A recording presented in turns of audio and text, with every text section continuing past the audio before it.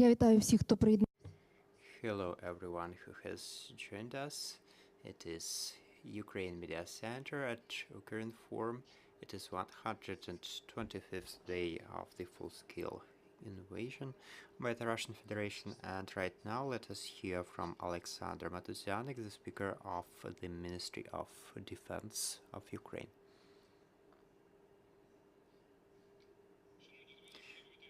Dear friends, hello everyone. I'd like to share the information about the military aggression of the Russian Federation as of today's morning, the 28th of June. The Great Liberation War continues.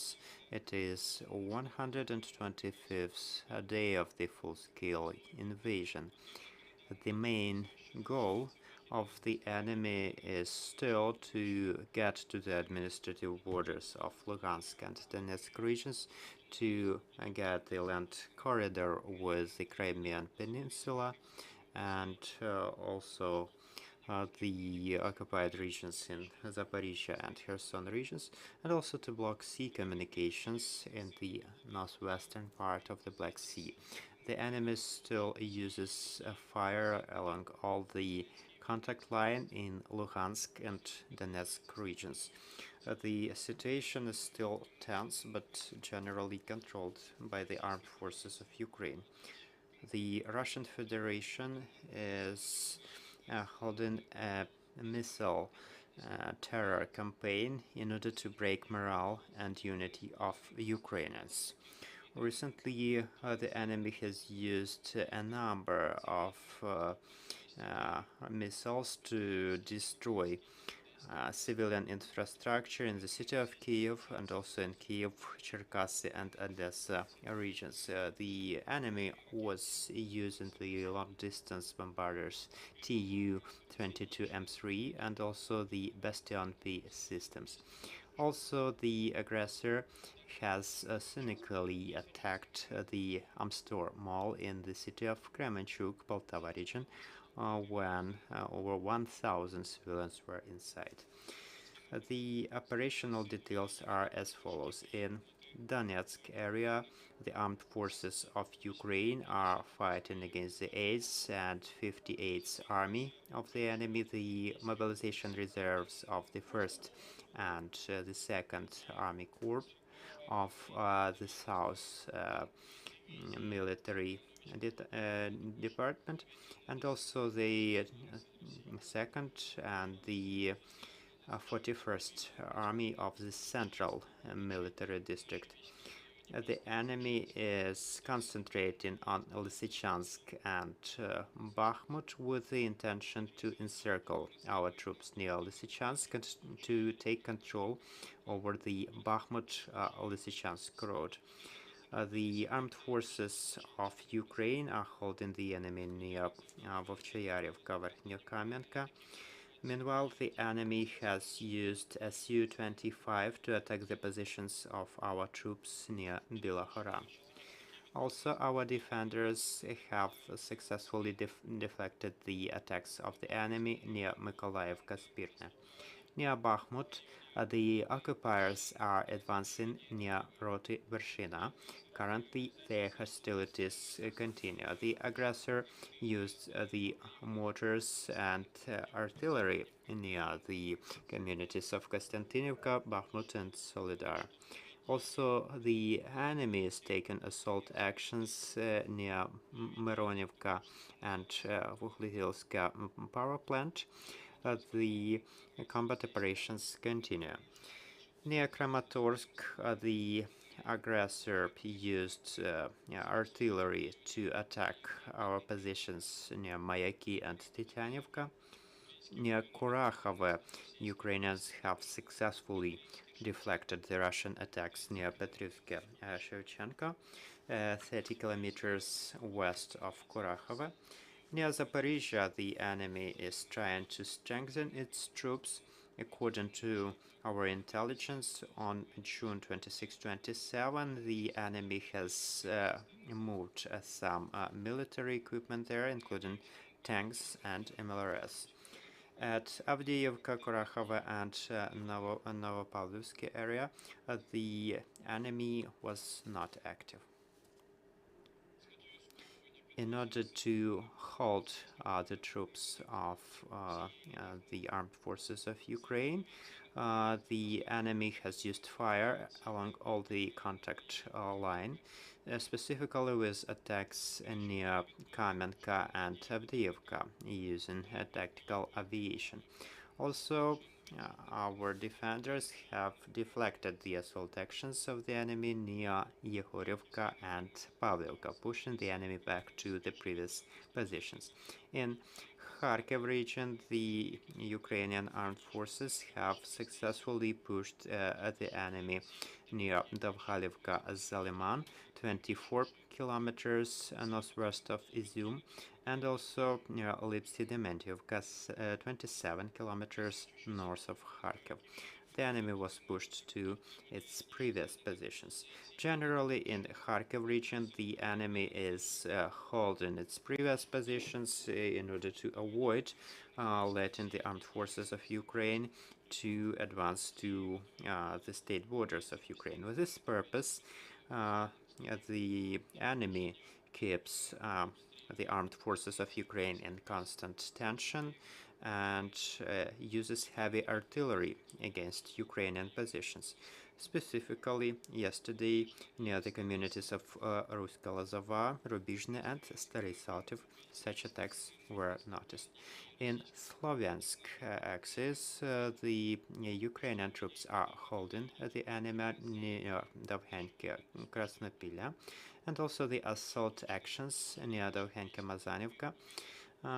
It was successfully deflected by our troops. Also, the enemy was using some UAV to collect intelligence near Velika Komyshovaha. In southern Bug and Tauria area, the enemy holds the 8th and 49th Army, the coastal troops of the Black Sea Fleet, and the mobilization reserve of the 1st Army Corps. So the main intention is to hold the previously occupied locations and to prevent a counter-assault by the Ukrainian troops in Mykolaiv and Kherson region. With this purpose, artillery fire is used on a regular basis. In Volyn and Polyssia, the Belarus troops, which include 6 battalions, are strengthening the border in Brest and Homel regions and are doing some aerial reconnaissance in the neighboring regions of Ukraine and Poland. There is still a threat of missile and aviation attacks from Belarus. In Seversky axis, in order to protect the borders in Bryansk and Kursk regions, the enemy keeps 3 battalion groups from the Western Military District and also some paratroopers. The aggressor has used artillery near the communities of Pokrovka, Starikovo, Porozhok, and Verkhnya Pozhnya, 3 kilometers away from the state border of Ukraine in Sumy region. Also, it was found that the enemy was using UAV Erlang-10 near the village of Hirsk, 5 kilometers away from the border, and the community of Shalyhine, also 5 kilometers away from the state border. In the Black and Azov Sea operational zones, there is still a grouping of warships of the Black Sea Fleet, which is blocking the sea and collecting intelligence. There is a possibility of missile attacks from the ships. Right now there are 2 such ships with 16 cruise missiles that can be launched at a time. At the same time, the armed forces of Ukraine continue the operation intended to halt the Russian aggression and also to perform counterattacks.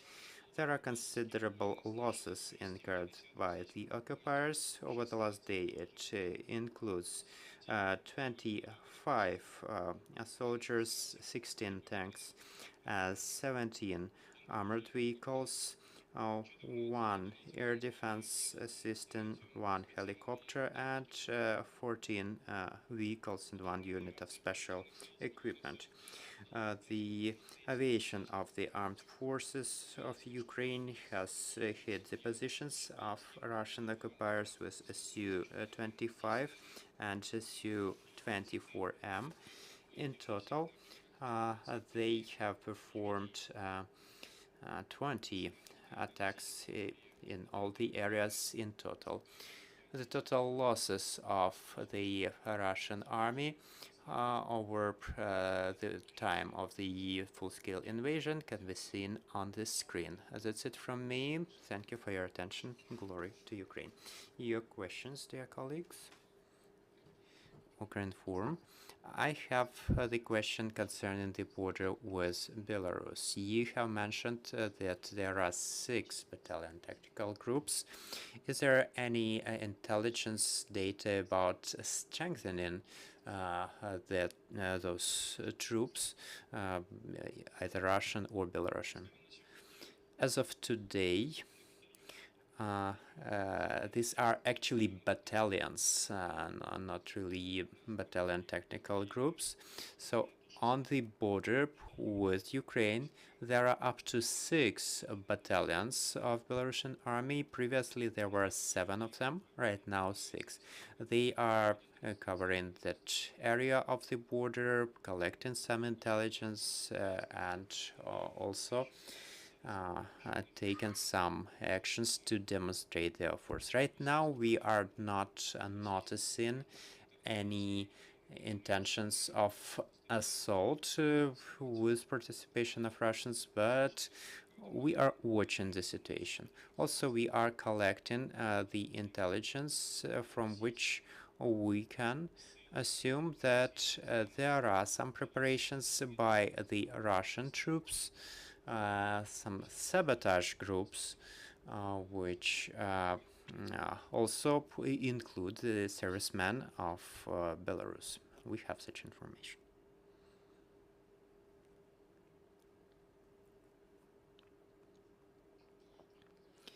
I'm Lyudmila Alinik from Media Maidan. Can you please share, according to the analytics available to you, do our troops have enough of weapons, and what should we take care of in order to work for the victory? Well, generally, it's not really a secret what types of weapons are the most necessary for Ukrainians. First and foremost, it is artillery, because the Russian Federation has much more of this kind of weaponry, but right now the Western partners are helping us a lot. We have 7 types of different weapons with 155 millimeters caliber, which are in use and which are entailing considerable damage for the enemy. Also, we need to get airplanes, we need to get air defense systems. We are waiting for the support from our Western partners.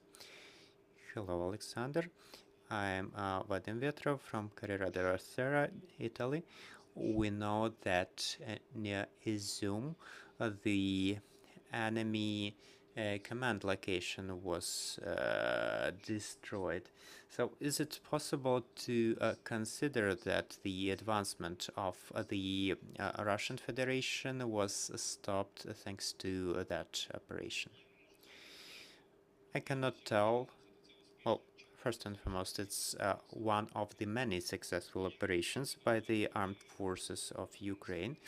I will not openly tell which types of equipment were used there, and I cannot state that it was this operation that stopped the Russian attempts to develop their advancement in Slovyansk area.